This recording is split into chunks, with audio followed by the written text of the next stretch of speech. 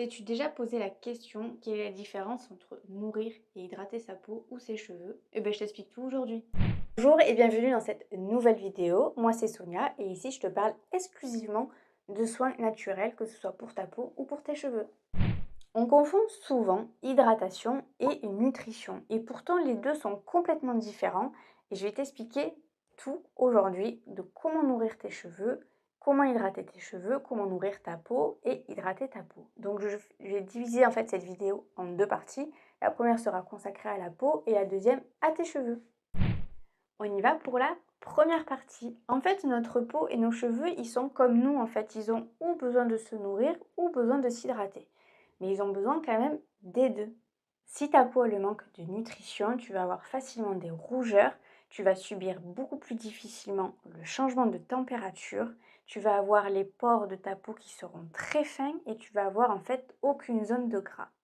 Par contre, si ta peau a le manque d'hydratation, tu vas avoir plus facilement des tiraillements, tu vas avoir des ridules, tu vas avoir un autre signe aussi que ta peau est sèche, c'est que tu auras les lèvres gercées et tu auras les cernes qui seront un petit peu du type violet.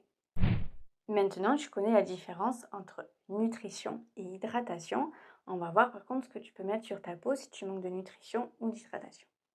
Pour nourrir ta peau en toute simplicité, tu as déjà beaucoup de choses dans ta cuisine. Tu as l'huile de coco, tu as l'huile d'olive, tu as le beurre de karité. Le beurre de karité, c'est génial franchement si tu as la peau très asséchée ou en hiver aussi, ça peut être pas mal.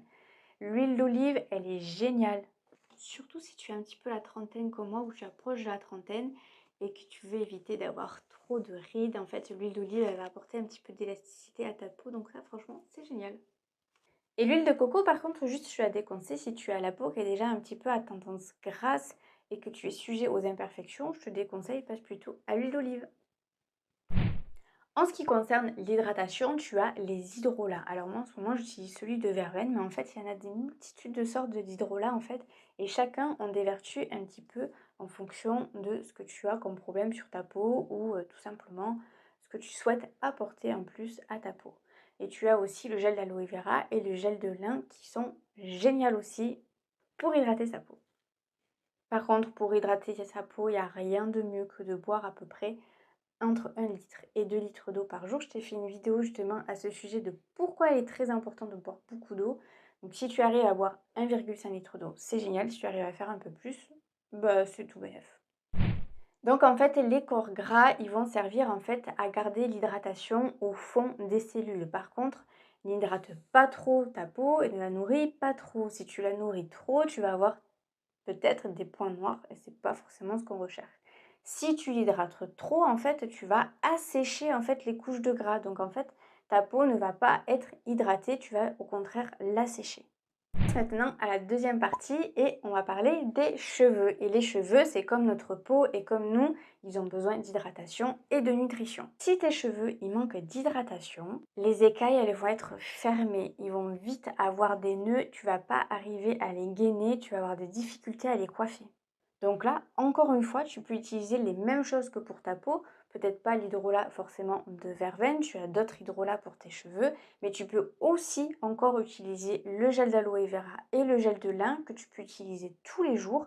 Par contre, si tu préfères faire tout en même temps, c'est-à-dire quand tu fais ton shampoing, tu veux faire tes soins en même temps, tu peux utiliser le vinaigre de cidre en fait qui va apporter de la brillance à tes cheveux. Je t'assure, l'odeur, elle reste pas sur les cheveux. Tu vas pas ressembler à une bouteille de vinaigre de cidre.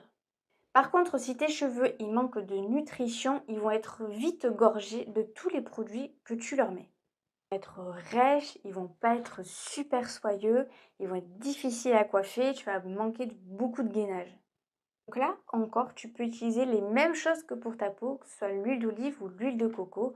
Donc ça, par contre, les masques, il faut vraiment les laisser poser un long moment ou des bains d'huile, tu peux l'appeler comme tu veux, que ce soit un bain d'huile, un masque pour tes cheveux.